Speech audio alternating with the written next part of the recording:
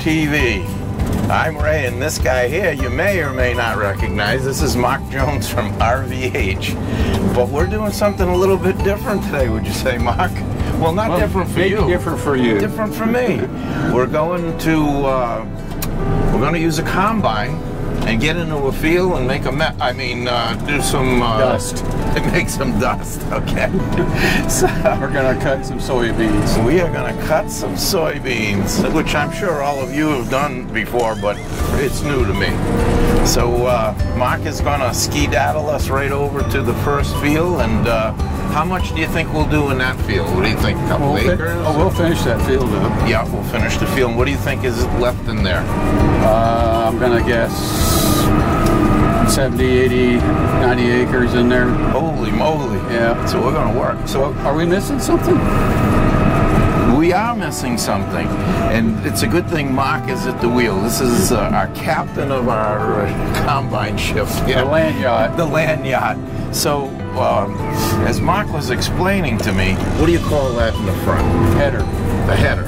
Yep. So the header is too big to go down the road. They have to trailer them into whatever field they're working with. And if you look right over here, we have a unit working this field. Yeah, he's planting. He's planting. So you leave the header in the field you're going to work in, and you move your machine around. And then when you have to change fields, most of the time you have to trailer the header again? Yep, we take the header off, put it on a trailer, and then pull it with another truck to the next field. Does it look like we're porpoising? That's only because we are. We are, yeah. Pretty big tires. They like to bounce a little bit. It's kind of like driving an RV on steroids. It is a little taller. It's a little taller, though. So this is going to be quite the experience. We'll be over to the field in a minute, and right now we're going to let somebody come by. So there isn't going to be a heck of a lot of room, but they can make it. Cars behind me too. And there's cars behind us. So it's always a challenge to move from field to field. Especially on a Saturday when everybody's around. Yep, he's got plenty of room over here.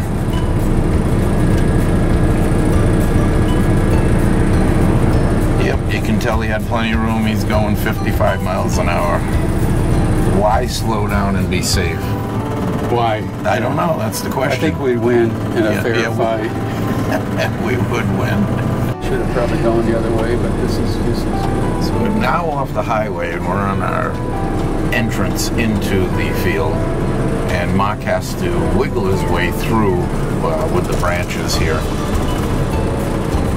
These units are pretty large, and it's a task to maneuver them around from field to field. Once you're in the field, you're golden, right?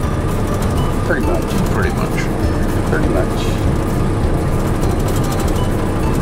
Yeah, they made the roads before they made big combines. Yes, I can see that. It's kind of like when you go to Boston, those side streets weren't really made for cars. They were made for bus and buggy. So this is the field that we're going into today, right here.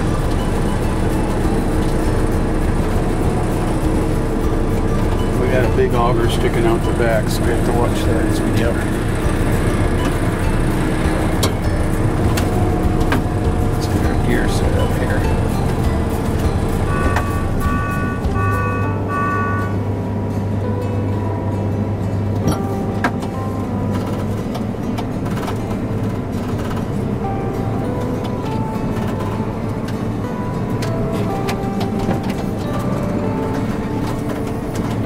So it's kind of like a bobcat where you come in and kind of like that. Yeah, it has a hydraulic.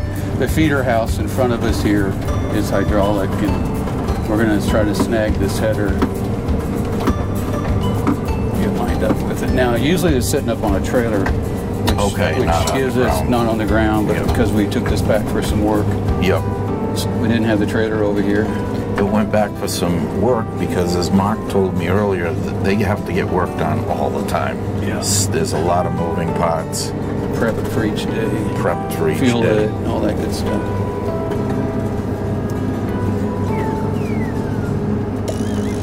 A little more tedious when it's on the ground. Yep. It's looking good. Close. Oh, it's really close.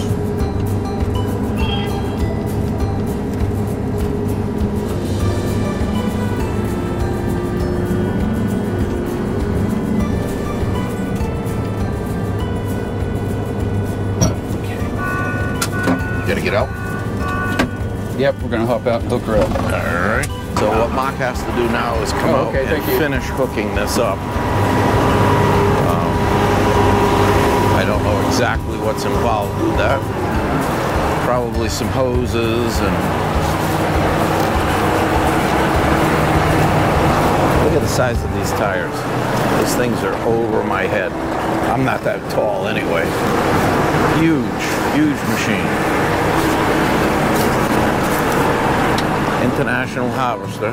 I used to work for International Harvester, not with tractors, but with trucks. I worked there for 12 years. International Harvester started with tractors first, and then they started building trucks.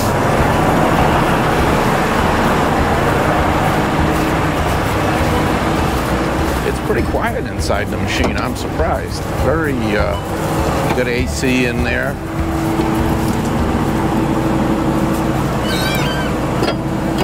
Must have like a quick connect on a shaft, and yep, some hydraulic hoses.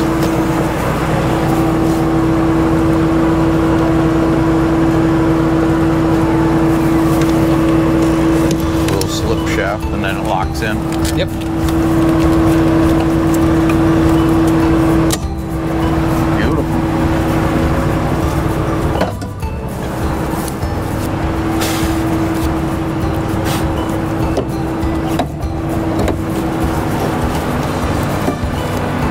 Seen that type of connection before. That works out really neat. That way you can hook up all of your hydraulics all in one shot. I'm not running that. We're gonna run this. Pretty dusty. Haven't had much rain out here, huh, Marc? Nope, been drought. No. Beans aren't doing really good. No, beans are kind of small, you said, this year. Yeah. Yeah. Short stalks and small beans.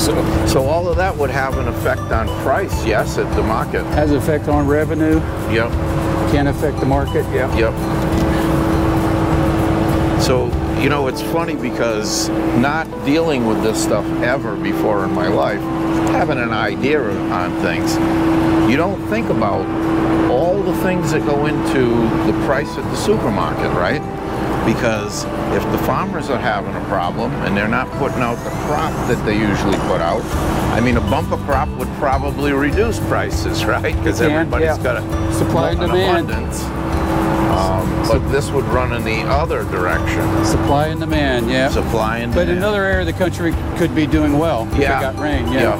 So then it would kind of just affect you with what you get for your product, right? That's exactly right. Yeah. I want to make sure Marc gets everything all hooked up. I don't want to bother him. What our header function This does. is the control center over here.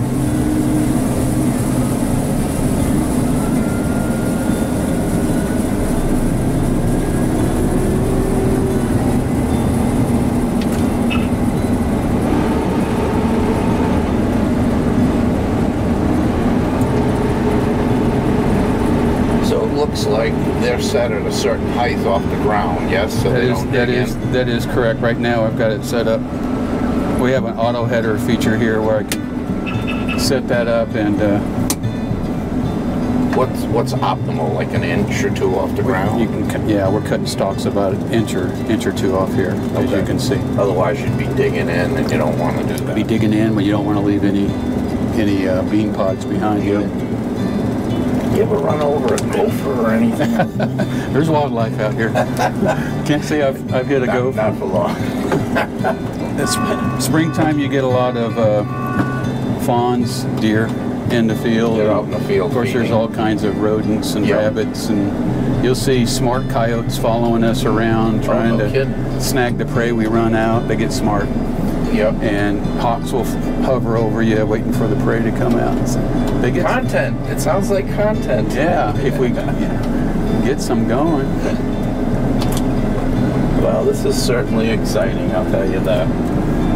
here I was just dabbling on my computer, boring the snot out of me, and Marc calls, or you didn't call, you just text me and said, hey, what's up? You want to go out in a combine today? And I said, sure. Yeah, well, give it 12 hours, it won't be so exciting. Yeah, right. That's just like snow removal. Yeah, exactly. For about 5 minutes.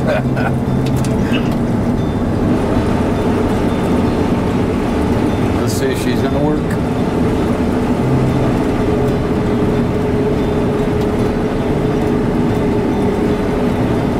So this is a 40-foot header on here. This has got the 40-foot, and that's the bigger one, right? Yeah. The other one so was we're 30. So we're doing about 16 rows at a time. 16 rows at a time. On this layout. You can see the dust behind us. So if you're traveling down the road like we are in our RV, and you look over to a field and you see this dust storm that's out in the middle of it, and half the time you can't even see why there's a dust storm. That's us. This is why. Unfortunately. It can be noisy, it can be dusty. It can be, and the problem is people sell their house. Yeah. Somebody new moves in. Yeah, that can happen. Yeah, and the new people are not good with this. I'd say in areas like this, it's not a problem. We don't have any issues, but yeah, it can. That can, especially around urban environments, where the urban area is growing out into agricultural property. You can run into those same, and it's the same thing whether it's agriculture. It could be aviation, around airports. That's correct. There can be an airport that's been there since 1940. But a new neighborhood pops up right beside it, and next thing you know, they don't like the airport. They don't like it. Yeah. No. But we never like being inconvenienced. That's right. But boy, when we want to fly a plane, I want to be close to the airport. It's the same thing with the food thing. Meat, vegetables, things of this Raising nature. hogs sometimes smell. Yeah, but people think that it comes from the store. Yeah. Well, and we're going to prove that it doesn't. It starts right here with the farmer planting and then harvesting after. And you know what? You're going to make a little dust. It's just the way it is. Do you want to eat? I think you do. I know I do. I'm not going to complain. But this is very interesting. It's moving a lot of material. It's deceiving when you're sitting up this high. It is how much material. A lot of material. But that's 16 rows of material being cut and digested by the machine, and feels like we're running pretty good so far. So far, how fast do you think you usually go? Mile an hour? Well, it depends on how well it can handle it. 5 miles an hour? Yeah, I'm pushing 4.8 right now. So. That's pretty good. We're really, really dry, and it's cutting. The more moist it is, the more difficult to thrash. Things not moving as well, right? Inside the combine, it has to work harder to thrash it, so we're able to run pretty good speed. So can you tell on your screen how things are moving through it? Yeah, I can see these funnels down here. Okay. It's telling me, the different phases of processing it, and I can see that will go from green to yellow to red, if it's starting to struggle. Yep. So you just let me know if the camera gets in your way, because I'd rather have you drive safely than... I was going to let you drive. I'll hold the camera. I'll try home. I'm talking to Marc, and you don't see it on camera, but he's actually doing like a figure 8 because he's not paying attention to what he's doing. And he's talking to me. Yeah. We're just trying to capture... Found a few sprouts, some few wheat kernels that must have hit moisture, made it up. So I see we have a little rise here. That floats right over it, no problem. Yeah, I slow down over the terraces. Okay. Those are designed to hold them for runoff, so you don't lose your topsoil. So that's actually designed in the field. Yes, it is. Yeah. Okay. Topography of the field is laid out toward the slope of the runoff, and you have terraces to capture that runoff, so you don't lose your topsoil. But it does kind of get in the way sometimes of. Have you ever done something before for the first time and thought like, well, that'll be kind of interesting, but it isn't going to be a lot to learn, and then you do something like this and you go, I didn't know there was all that much. A lot of thought into it. Yeah, a lot of history, a lot of thought. Yep. Well, I don't see any gophers or deer. That was a good run. That was a good run. We didn't suck any in. No. They're pretty smart. They get out of the way. I would think. No wildlife harm during this video. That's right. True. tell you though, this is quite the experience. Now, these tires down here have nothing to do with running. When we're running down on the ground like this, there's sensing pads underneath the header that are spring loaded, and we're down on those right now. Okay. So not on the tire, but when we're running, when we're using this header for cutting wheat, same header, we'll run those tires down because we're cutting much higher. Okay, so that's when they come into effect. That's when they come into effect. So and then, everything is the same here when you're doing wheat? Well, for wheat, we use this same header. We have a corn head for harvesting corn. It's a different header. A different header. Yeah. It's a row crop header. So as you can see, if you're listening to Mark, there's quite a few implements that have to be involved in farming, because this will get replanted now with something else, correct? Right. When you were talking to Caleb earlier, he's running the wheat drill and tractor right now, going around and putting wheat in. Yeah, so we're simultaneously putting wheat in behind the beans. So one field's been, if I understand correctly, one field's been cut. Yep. He's now replanting that. Yep. And you're cutting another field. Then he'll come over and plant this. Yep. Plus we had corn fields that had been harvested in July, August, and so those are being put back. Some of those are probably going to wheat, maybe not all of them. So. Yep. Run about 3 semis to keep the loads going. Now our yield's so low because of the drought, we're not filling the trucks up as fast as we normally would. See, and I would think that they'd follow you, but that's not how this works. Well, during high yield harvest, like wheat harvest, we'll run a 1,000 bushel grain cart behind a 4-wheel drive tractor, and the combine operators dump on the fly into the cart. Okay. And he takes and puts it onto the trucks. Yep. So, but given this is a low yield operation, we don't need to run that much equipment. I can just go over, dump, and come back out. I got you. I don't go over that often. I was going to ask you that question. In this section that you're doing now, maybe 1 or 2 dumps? Yeah, we'll finish this up and not fill it. Probably, maybe top off that truck. Okay. I don't know why it's so I spoke too soon. As soon as I shut off the camera, I jinxed Mark, and we had a little glitch. Not a big deal, I don't think. Chopper knife warning up the back. So it's chopping up all the stuff and spraying it out. That's why you see it so fine. Okay. We're not throwing it out in bushels, so it's in the way for planting. Oh, okay. But I got an error on the chopper knife. So we got an error on the screen. Mark is going to deal with that right now.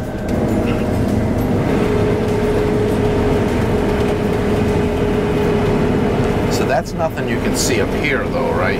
It's just going to give you a reading. You're not going to know. It's a sensor in the back end telling me knives aren't working right, and there's a problem.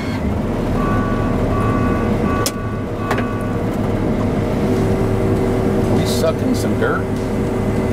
You know what? It does look like a little low. Yeah. I don't know why we're so low. Huh. But anyway, let's get this up and fix that. Okay. Gotta go out? No, I'm going to try to do it by machine if I can, because pulling that out by hand is a mess. Yep. Okay, we're going to try to do something here. So if you can see what's happening, I don't know how clear it is on the screen, but we're starting to scrape a little dirt, and that's not what we want to do. So Mark is going to make an adjustment here. It almost looks like it was hitting on both ends also, Mark, huh? Yeah.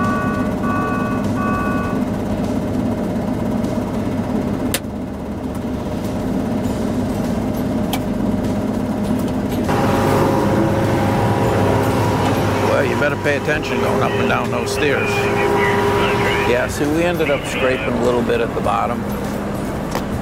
So I don't know. Again, I was stepping out. Here looked like they were digging a little bit too. I don't know much about it, so I'm guessing when I say that. You can see that there's a conveyor here that goes across. This turns as you're doing it to bring it all to the center here. So they're at 19 now. Is that what you've been running them at? The back. You shut it down?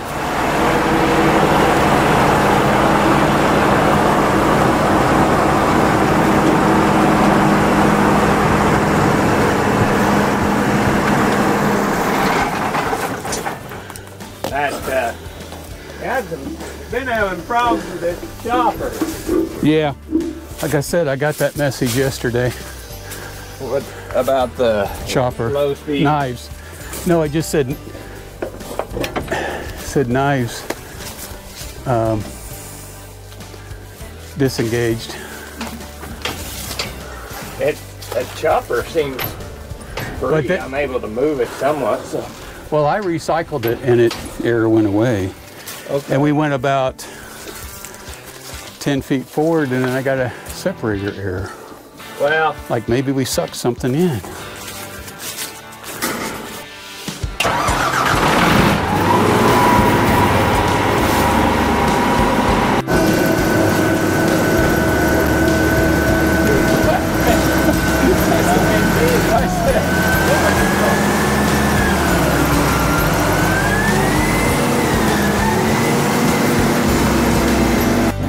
Of a header.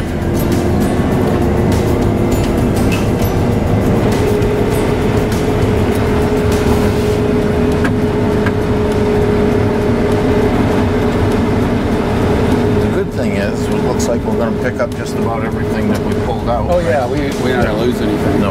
It's just a hassle to pull it out by hand, let me tell you. Lost some time. It doesn't look like that much from up here. Yep. Till you get down. And it wasn't that much. That's what was strange. I'm not sure. So I'll watch what I say from this point.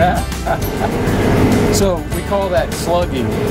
It slugged up the thrashing operation inside the combine, which means it couldn't turn anymore, and I grabbed everything and turned it off.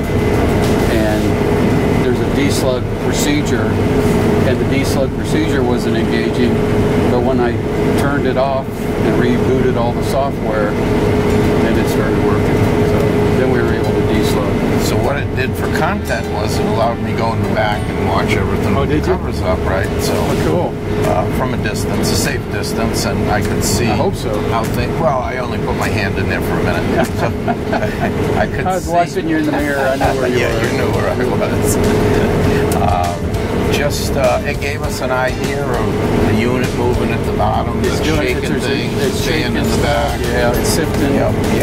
It's doing all its things. It's a rolling factor. A lot of moving parts on this. So I guess one of the things that I didn't talk about earlier, because I'm learning on the fly here, but if you look in that mirror and you see just above that tire, that's where everything's blowing out. It's not being used, right? So it's got to be small. It's all everything but the grain's going out the back. There you go. We hope. Yep. That's the goal. That's the goal. We're first deslugging by forcing everything out the front, and then bringing it back through. Yep. And the concaves is the distance between the grate and the wheel that's turning and thrashing the grain out of the pods. Yep. And we open those concaves up, take the pressure off so we can rotate that slugged material through. So in the brief time that I've been here with you in the combine, I've learned one important thing. There's a lot to this. It's a moving machine. It's a moving machine, and you need to know how to make adjustments on the fly. It's like any piece of equipment. Like any piece of equipment. It's like flying an airplane. But if you see one of these in a field, they're not just going up and down that field, they're operating it. There is things that need to be taken into consideration. So we have electronic monitoring systems, but you're also, the best system of all is your eyes and ears. Yep. You're listening to the machine, you're hearing it groan, or you're listening for noises that aren't normal. So nothing's changed. We always go back to us. Experience is key. I guess until we get drone combines. Yeah. You know? No. It's like anything else. If you're really good at what you do, a machine will help you be good at it, but you then have to know how to run the machine. Man and machine. Yeah. You got to be man over machine, I guess. To a certain extent. Yep. So, a lot of you folks, you know Marc from RVH. You might know Jack better. He's the guy out in front all the time, but Marc is a partner. Sure. Yep. And so Marc has some other life skills too besides this, and that's a pilot, correct? Yep. We've talked about that from time to time. Have you ever had the engine cut out on you? Yes. It's not like the engine cutting out on this, is No. it? No, it's a little different. It's three-dimensional world versus a two. Yeah. So, give me a little insight into the one of the times that it did. Well, we were on our way here actually to visit family. We were living in Atlanta at the time. Yep. And we were in a 836 Bonanza, which is a 6-passenger single engine. Yep. Right in your way. Yep. No, you're good. And we just stopped and everybody took a break. We always like to stop halfway. Everybody stretch their legs, use the bathroom. Yep. I topped off some fuel, hit the airways, and over Arkansas, started sensing something wasn't running just right. Something didn't sound right. Yeah, I could sense that there was you just know because you're monitoring everything. Yep. And so I started to thought it might be fuel related because we just got fuel. Yep. So I boost pumped and switched tanks and tried that to fuel that I knew was from before I fueled, and that didn't change anything. So I went to isolate the magnetos, and that's when the engine quit. So it was a magneto failure. And I had one mag still, which will allow the engine to run, but you don't know when you're at altitude. Yep. You know, it's a theory at that point. It's a theory. Yep. And you don't want to prove it wrong. So yeah, so we lost, completely lost power momentarily, 100%. That woke everybody up. Yeah, it would. And then you didn't yell brace for impact at that point. No, I didn't. You were 11,000 feet. Put your life jackets on. Put your life jackets on. So, you know, obviously that time I'm not going to add power. I'm at altitude. I'm going to go to the nearest airport and do a precautionary landing. Yeah. Because if I add power, it could be something else that's getting ready to go catastrophic on us. So, you know, you do the logical thing. So you found I left power off, and we, you know, used our altitude and went to. You're basically a glider at that point, yes? Yep, that's what you did. Pretty good glide ratio. So we probably went over to an airport that was about 12 miles from us. We were up around by air. That's not too bad. Well, we were up at. I'm trying to remember. We were probably well above 11,000 feet. Okay. So how far can you glide at that altitude? I'd have to look at the numbers. Every aircraft has a different, because it'll come down faster. Yeah, the wing design, the weight of the aircraft, Yep. what altitude you're at, the winds, you know, the direction you're going, all that good stuff takes into account. But we had, Bonanza has a good glide ratio. It's a good wing, and although we had 5 passengers on board, we made it to the airport, circled once for losing altitude, landed, and so you intentionally circled it once to bring her down a little bit. Yep.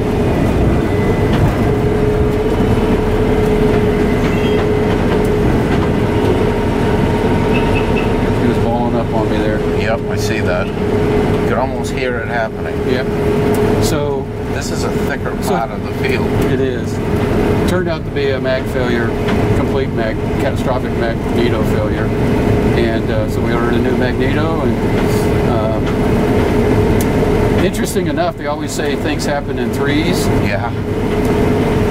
Coming out of Atlanta, we were IFR, about 400-foot ceilings. And what is IFR? Instrument flight rules, which means the clouds, ceilings were low, you couldn't fly visually, so you fly by instruments, you fly off like that. So we took off in instrument conditions, in light rain and 400-foot ceilings, and climbing out, the tower just handed me over to. Oh, you got to go north to go south. So the bottom line is that all worked out pretty well. As we were climbing out, my autopilot failed. Oh, jeez. So that was issue number 1. And then it just went downhill from there until issue number 3 was the magneto failed. I gotta tell you, listening to Marc's story, and I'm thinking about my broken spring pin on the truck, on the trailer. I don't know, it's not such a big deal anymore. I just found a place to pull off to the side. And, it helps being two-dimensional. Yeah. So let me ask you this very serious question now. If you were flying over here and you had that same issue, and the only thing that you were going to be able to do is land in the field, would you be able to do that? Of course. Yeah. I mean, you don't have much choice, do you? You don't have any choice. But no. you would choose a field like this versus one like that with beans still in it. Right, okay, so if there was one that was cut, you would go to that. I'd go to the flattest, hardest surface possible. Yeah, because this would be more of a problem landing in this stuff, right? Yeah, it would grab you, want to grab you, and could flip you over. Yep. Kansas is a piece of cake to lose an engine over compared to places like Georgia where you have 100-foot pine trees. And it's a bigger issue. Yeah. Yep. Well, you learn something every day.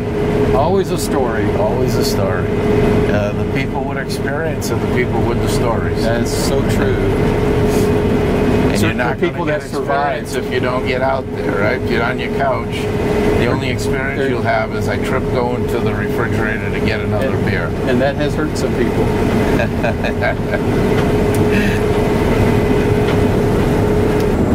So we're going to go right over to this trailer truck. I think this is his last load. For this field? For this trailer truck? Yeah, I think I can get him topped off. Yep. We'll see.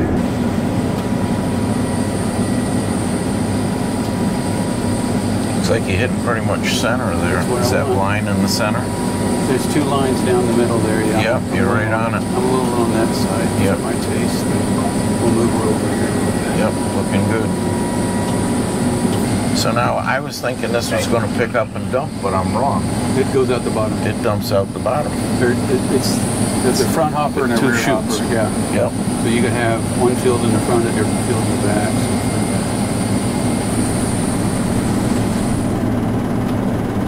That's all I'm putting on that one.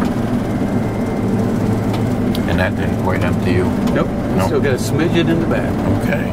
Clean this up down here, and then we'll hook up over there and start back this way.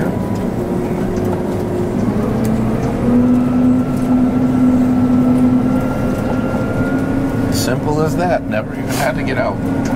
When things are going well. When things work, it works great. You can really go, but you have those issues. You do, yeah. Well, we had a little issue. We took just a little bit to figure out. Mark figured out the sickle bar is not running on the driver's side. So you can see it's just mowing things over and not cutting it.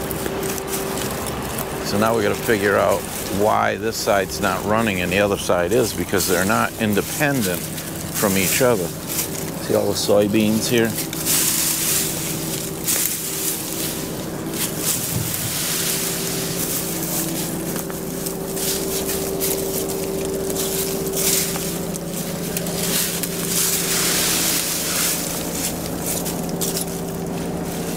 Oh, there you go, Mark. Yep.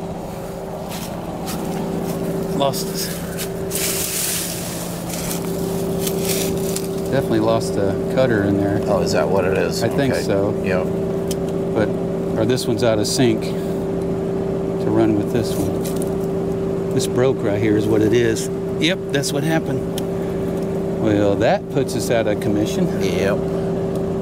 Yep, the shaft broke. Yeah, you can see where it's shared right off. It's fresh shear. Yeah. Yep. Well, not what we wanted to see, is it? No.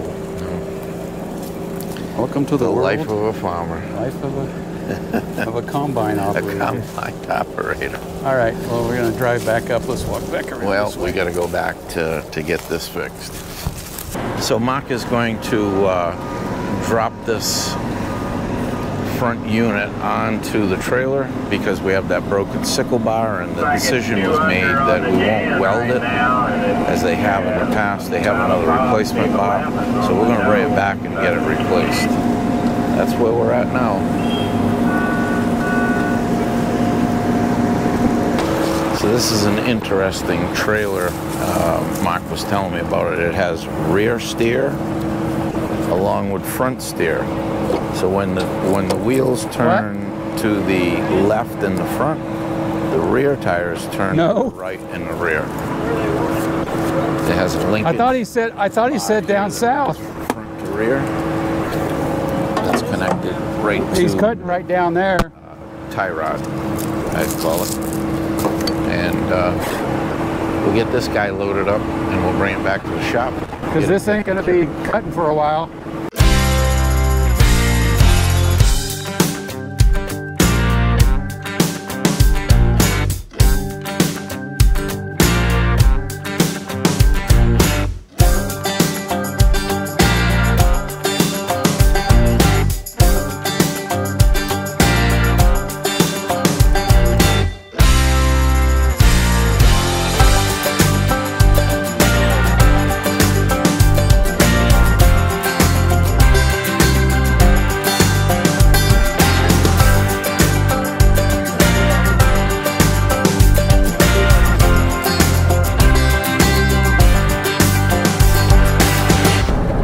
there's your worst case scenario in harvest. Yeah. Is a fire on the combine.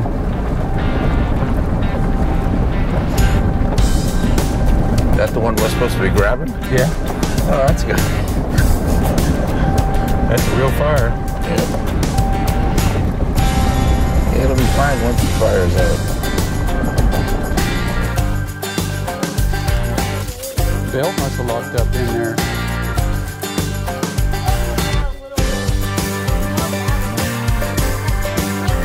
Yeah, it is.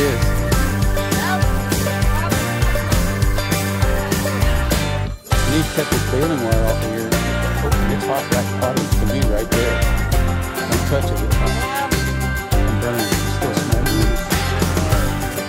It's still burning.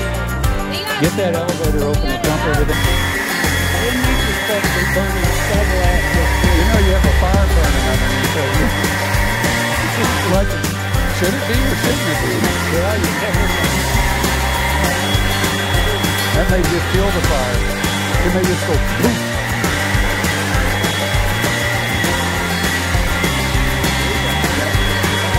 I said that too. It could be burning inside there. It was a while ago.